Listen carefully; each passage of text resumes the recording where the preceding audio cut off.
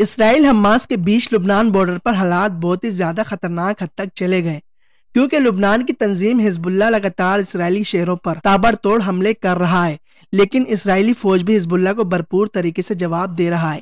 مگر حزب اللہ کے علاوہ ایک اور بھی ایسی اسلامی الجہاد والی تنظیم ہے جس نے اسرائیل اور لبنان کے بارڈر پر کوہرام مچا رکھا ہے۔ یہ تنظیم اتنی خطرناک اور طاقتور ہے کہ جب 7 اکتوبر 2023 کو حماس نے اسرائیل پر حملہ کیا تھا تو اس کے بعد سے ہی یہ فورس لگاتار اسرائیل کے شہروں پر حملے کر رہا ہے۔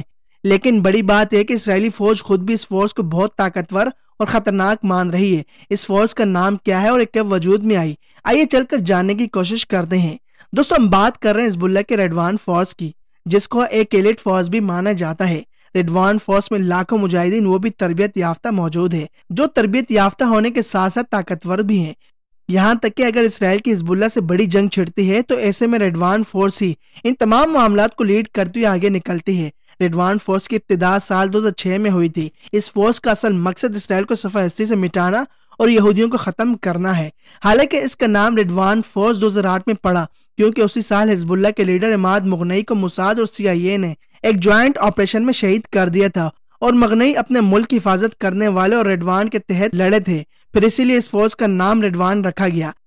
اسرائیلی فوج کا ماننا ہے کہ خطے میں اگر حزب اللہ اسرائیل پر لگاتار حملے جاری رکھتا ہے تو ریڈوان فورس اس کا ساتھ اور اس کو لیڈ کرے گی۔ یہ فورس اسرائیل اور لبنان کے بیچ بلو لائن کے قریب ایکٹیو رہتی ہے۔ اسرائیلی فوج کے مطابق ریڈوان فورس اسرائیل پر نظر رکھتے ہوئے اسرائیل کی ہر ہلچل کی انفارمیشن حزب اللہ کو دیتی ہے۔ اب سوال یہ ہے کہ ریڈوان فورس کو انتہائی طاقتور کیوں مانا جاتا ہے؟ تو آپ کو بتا دیں کہ ریڈوان فورس نے لبنان کے لیے کئی بڑی جنگیں بھی لڑی ہیں، جن میں ریڈوان فورس نے اپنی طاقت کا لوہا منوایا۔ اسی لیے ریڈوان فورس کا حزب اللہ کے سامنے ایک مخصوص اور بڑا عہدہ ہے، یہاں تک کہ حزب اللہ نے ریڈوان فورس کو سیریا، عراق اور یمن میں بھی تعینات کر رکھا ہے۔ حزب اللہ کے مطابق ریڈوان فورس کے کئی لڑاکے سیریا میں بھی لڑے ہیں، اور اس کے لڑاکوں نے راجستھان، پہاڑ اور برف جیسے ماحول میں بھی جنگیں لڑی، اور یہی وجہ ہے کہ ریڈوان فورس کے لڑاکوں کی ٹریننگ بے حد ایڈوانس اور بہتر ہوتی ہے۔ خود اسرائیلی فوج بھی ریڈوان فورس کو لے کر دنیا بھر میں ان کی مقبولیت کروا رہی ہے۔ ریڈوان فورس کے سربراہ ہیتم علی تابی کو لے کر IDF نے ایک ٹویٹ کیا۔ اس ٹویٹ میں IDF نے لکھا ہے کہ علی تابی نے سیریا اور یمن میں بھی ریڈوان فورس کو تعینات کر رکھا ہے۔ یہ حزب اللہ کو بڑے پیمانے پر ہتھیار، ڈرونز، جدید ٹیکنالوجی والے سامان بنا کر دیتی ہے، اور جدید کمیونیکیشن سسٹم ان علاقوں میں تعمیر کیے ہیں تاکہ ان علاقوں کی حفاظت مضبوطی اور بہتر طریقے سے کر سکے۔ وہیں پر امریکی اسٹیٹ ڈپارٹمنٹ نے سال 2016 میں علی تابی کے سر کی قیمت $50 لاکھ کا انعام رکھا تھا۔ آپ کو بتا دیں کہ 7 اکتوبر 2023 کو حماس کے حملے کے بعد جنوری 2024 کی شروعات میں ریڈوان فورس کا پہلا کمانڈر بھی شہید ہوا تھا، اور خود اسرائیل نے اس کمانڈر کو شہید کرنے کی ذمہ داری بھی لے رکھی تھی۔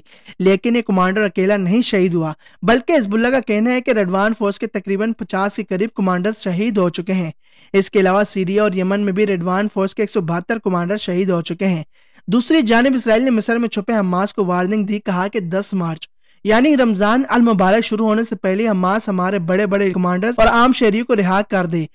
اگر ڈیڈ لائن ختم ہونے سے پہلے حماس کمانڈر کو واپس نہیں کرتا تو مصر کے رافع شہر میں زمینی حملے کے لیے تیار ہو جائے۔ جب غزہ کے قریب 50 لاکھ لوگ رافع شہر میں ہجرت کر چکے ہیں اور مختلف کیمپوں میں رہائش پذیر ہیں۔ حالانکہ حیرت کی بات یہ ہے کہ حماس نے اسرائیل کی بات نہیں مانی تو رافع شہر پر اسرائیل حملے شروع کر دے گا۔ اب بات یہ ہے کہ اسرائیل مصر پر حملے کی تیاری کیوں کر رہا ہے؟ دراصل رافع شہر میں غزہ کے لوگ رہائش پذیر ہیں، لیکن اسرائیل کا دعویٰ ہے کہ ان شہریوں کے درمیان حماس کے لڑاکوں نے رافع میں اپنا اڈا بنا لیا ہے اور وہ وہاں سے اسرائیل پر حملے کی تیاری کر رہا ہے۔ اسرائیل کے چیف منسٹر نے دعویٰ کیا کہ رافع میں جو لڑاکے چھپے ہیں وہ حماس کا آخری اور خطرناک گٹ ہے، باقی مورچوں کو اسرائیل نے ختم کر دیا ہے، اور اسی وجہ سے اسرائیل مصر کے رافع شہر کو نشانہ بنا رہا ہے۔ اس کے علاوہ اسرائیلی چیف منسٹر نے یہ بھی دعویٰ کیا کہ حماس نے ہمارے لوگوں کو رافع شہر میں چھپا رکھا ہے۔